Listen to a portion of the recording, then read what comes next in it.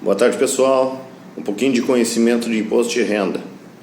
Tributado pela pessoa física ou pela jurídica, existem algumas características a ser considerada para esse tributo. Dentre a pessoa física ou jurídica, existem duas formas de tributações que são diferentes, e na pessoa física tem-se a tabela progressiva do imposto de renda pessoa física. Na jurídica é pertinente o regime tributário, pode ser simples nacional, pode ser lucro real, lucro presumido. E na sequência então tem-se as alíquotas conforme o regime tributário escolhido. Pode ou não haver retenção de imposto de renda da pessoa física e da jurídica. Neste caso, ambos têm questões de tributação, por exemplo, de aluguel, rendimentos que são não operacionais, rendimentos financeiros, como aplicações financeiras, e outros rendimentos que são tributáveis, que são as atividades operacionais, tanto pessoa física quanto pessoa jurídica.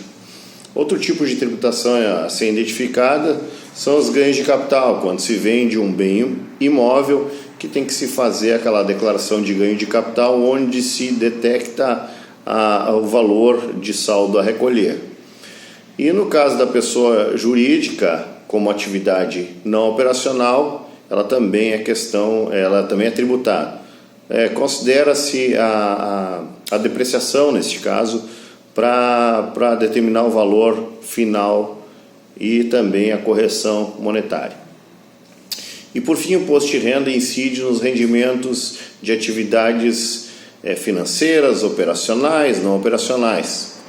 As formas de controle que a Receita Federal tem sobre esses tributos tem algumas obrigações acessórias. E quando se faz a declaração de imposto de renda da pessoa física, não considera-se como uma declaração de imposto de renda da pessoa física, e sim uma declaração de ajuste do imposto de renda da pessoa física, porque ela é feita durante o período, né? Vamos pegar o ano de 2020. No ano 2020 é cumprido algumas obrigações acessórias e feitas algumas retenções, seja de aluguéis, de rendimentos financeiros, operacionais, não operacionais. Os operacionais são as atividades, os não operacionais são aquilo que, por exemplo, a venda de um determinado imóvel, algum rendimento financeiro, isso é uma atividade não operacional. E a forma de informação disso aí, como é que a Receita controla isso aí? A Receita controla em torno de algumas obrigações, tipo DIRF, a DIMOB. A DIMOB ela já não é uma questão de escritório de contabilidade, é focada mais nas imobiliárias, e ali tem-se a retenção de rendimento da imobiliária, que teve o comissionamento, o agenciamento do imóvel, tanto em venda quanto em aluguel.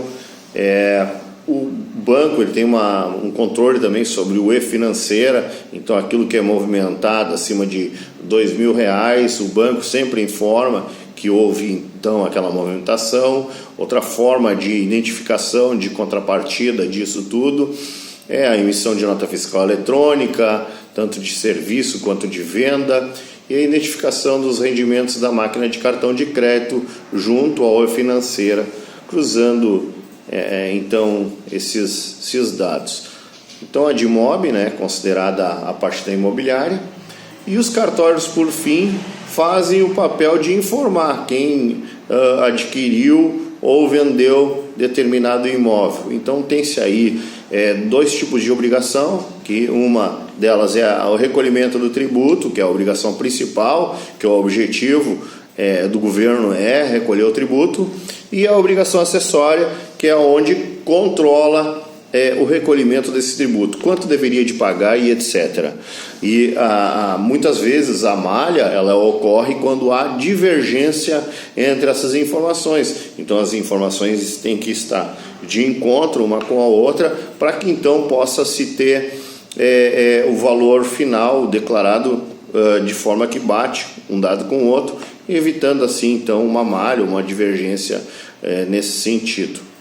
E por fim, concluindo, a declaração do imposto de renda pessoa física, ela nada mais é do que uma declaração de ajuste, onde se une todas as informações pertinentes de DIMOB, de financeira, de DIRF, rendimentos de prolabore, distribuição de lucro. O lucro ele é isento quando tem-se, hoje na legislação, isso já faz um bocado de tempo, quando a empresa faz a distribuição de lucro através da contabilidade. Junta-se então todas essas informações para que então esses rendimentos estejam declarados dentro da pessoa física, e ali tem-se então a alíquota final, chamada alíquota efetiva.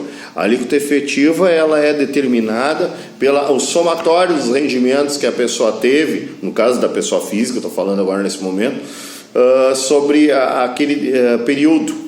Digamos o período de 2020, teve aluguel, teve isso, aquilo, juntou-se e então se formou, junto na declaração de ajuste, a alíquota efetiva. Então, sobre aquilo que foi recolhido e aquilo que faltou ser recolhido, somados os valores, tem-se alíquota e tem-se que pagar, então, muitas vezes uma diferença. Ok? Foi só uma palhinha para que se tenha uma noção melhor de como funciona essa questão de tributação. Muito obrigado, um grande abraço.